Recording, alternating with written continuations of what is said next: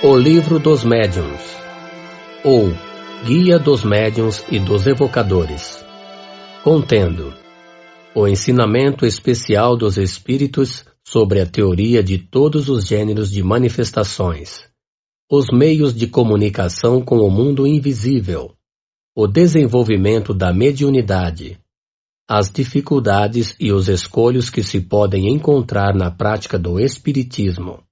Em continuação de O Livro dos Espíritos, por Allan Kardec. Leitura integral da edição de número 85, impressa, publicada em português pela ID Editora. CD 1. Introdução. A experiência nos confirma todos os dias, nesta opinião, que as dificuldades e as decepções que se encontram na prática do Espiritismo têm sua fonte na ignorância dos princípios desta ciência, e estamos felizes por termos constatado que o trabalho que fizemos para premunir os adeptos contra os escolhos do noviciado produziu seus frutos e que muitos deveram à leitura atenta desta obra ter podido evitá-los. Um desejo bem natural entre as pessoas que se ocupam com o Espiritismo é o de poderem entrar, elas mesmas, em comunicação com os Espíritos. É para lhes aplainar o caminho que esta obra está destinada, em as fazendo aproveitar o fruto dos nossos longos e laboriosos estudos, porque far-se-ia uma ideia muito falsa pensando que, para ser perito nesta matéria, basta saber colocar os dedos sobre uma mesa para fazê-la girar, ou tomar do lápis para escrever. Enganar-se-ia, igualmente, quem cresce encontrar, nesta obra, uma receita universal e infalível para formar médiuns. Conquanto cada um encerre em si mesmo o germe das qualidades necessárias para tornar-se médium, estas qualidades não existem senão em graus muito diferentes, e seu desenvolvimento provém de causas que não dependem de ninguém fazê-las nascer à vontade. As regras da poesia, da pintura e da música não fazem nem poetas, nem pintores e nem músicos daqueles que não lhes têm o gênio. Elas guiam no emprego de faculdades naturais. Ocorre o mesmo com o nosso trabalho. Seu objetivo é indicar os meios de desenvolver a faculdade medianímica tanto quanto o permitam as disposições de cada um e, sobretudo, dirigir-lhe o emprego de maneira útil quando a faculdade existe. Mas nisso não está a finalidade única a que nos propusemos. Ao lado dos médiuns propriamente ditos, há a multidão, que aumenta todos os dias, de pessoas que se ocupam com as manifestações espíritas. Guiá-las em suas observações, assinalar-lhes os escolhos que podem e devem, necessariamente, encontrar em uma coisa nova, iniciá-las na maneira de conversar com os espíritos e indicar-lhes os meios de terem boas comunicações. Tal é o círculo que devemos abranger, sob pena de fazermos uma coisa incompleta. Não será, pois, surpreendente encontrar em nosso trabalho informações que, à primeira vista, poderiam parecer-lhe estranha. A experiência mostrará sua utilidade. Depois de havê-lo estudado com cuidado, compreender-se-á melhor os fatos que se vier a testemunhar. A linguagem de certos espíritos parecerá menos estranha. Como instrução prática, não se dirige, pois, exclusivamente aos médiuns, mas a todos aqueles que são capazes de ver e de observar os fenômenos espíritas. Algumas pessoas teriam desejado que publicássemos um manual prático, muito sucinto, contendo em poucas palavras a indicação dos procedimentos a seguir para entrar em comunicação com os espíritos. Elas pensam que um livro dessa natureza, podendo, pela modicidade do seu preço ser distribuído em profusão, seria um meio poderoso de propaganda, em multiplicando os médiuns. Quanto a nós, veríamos uma tal obra como mais nociva do que útil, ao menos no momento.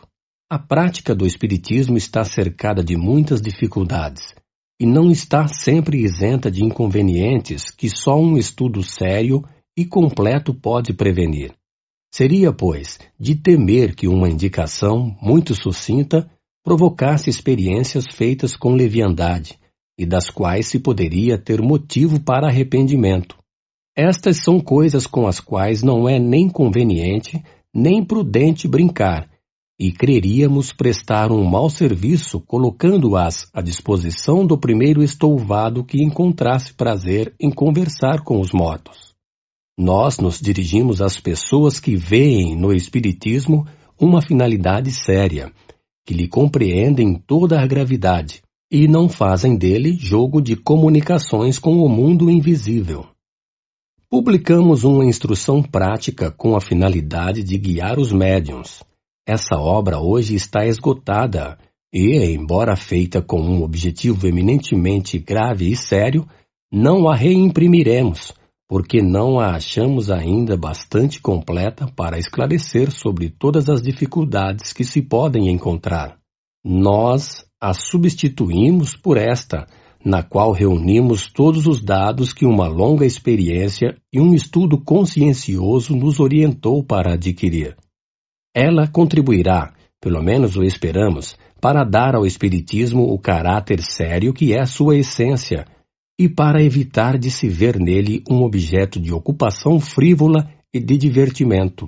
A estas considerações acrescentaremos outra muito importante, e que é a má impressão que produz sobre certas pessoas novatas ou mal dispostas a visão de experiências feitas levianamente e sem conhecimento de causa. Elas têm o inconveniente de darem, do mundo dos espíritos, uma ideia muito falsa e se prestarem à zombaria e a uma crítica frequentemente fundada. Por isso os incrédulos saem dessas reuniões raramente convertidos e pouco dispostos a verem um lado sério no Espiritismo. A ignorância e a leviandade de certos médiuns causaram mais dano do que se crê à opinião de muitas pessoas.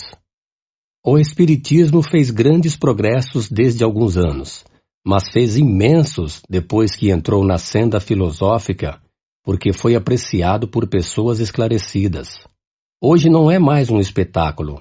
É uma doutrina da qual não se riem mais os que zombavam das mesas girantes.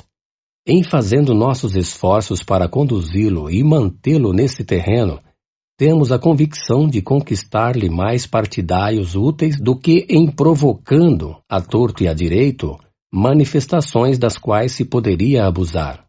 Disso temos todos os dias a prova pelo número de adeptos que faz tão somente a leitura de O Livro dos Espíritos.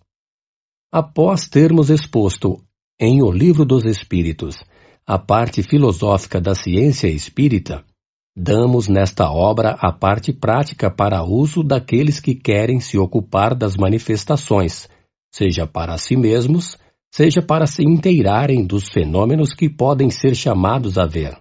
Nela verão os escolhos que se podem encontrar e terão, assim, um meio de evitá-los. Essas duas obras, embora fazendo continuação uma à outra, até certo ponto, são independentes. Mas a todo aquele que quiser se ocupar seriamente da coisa, diremos para ler primeiro o Livro dos Espíritos, porque contém os princípios fundamentais, sem os quais certas partes desta obra seriam talvez dificilmente compreendidas. Melhoramentos importantes foram trazidos à segunda edição, muito mais completa do que a primeira. Ela foi corrigida com cuidado todo particular pelos espíritos, que lhe acrescentaram um grande número de notas e de instruções do mais alto interesse. Como eles tudo revisaram, aprovaram ou modificaram à sua vontade, pode-se dizer que, em grande parte, a obra é sua, porque sua intervenção não se limitou a alguns artigos assinados. Não indicamos os nomes senão quando isso nos pareceu necessário para caracterizar certas citações um pouco extensas, como emanadas deles textualmente. De outra forma, nos teria sido preciso citá-los quase a cada página, notadamente em todas as respostas dadas às questões propostas, o que não nos pareceu útil. Os nomes, como se sabe, importam pouco em semelhante matéria. O essencial é que o conjunto do trabalho responda à finalidade a que nos propusemos. A acolhida dada à primeira edição, conquanto imperfeita, nos faz esperar que esta não o será com menos favor. Como nela acrescentamos muitas coisas e vários capítulos inteiros, suprimimos alguns artigos que tinham duplo emprego, entre outros a escala espírita, que já se encontra em O Livro dos Espíritos. Suprimimos igualmente no vocabulário o que não entrava especialmente no plano desta obra, e que se acha utilmente substituído por coisas mais práticas. Por outra parte, este vocabulário não era bastante completo. Nós o publicaremos mais tarde, separadamente, sob a forma de um pequeno dicionário de filosofia espírita. Dele só conservamos as palavras novas ou especiais relativas ao objeto de que nos ocupamos.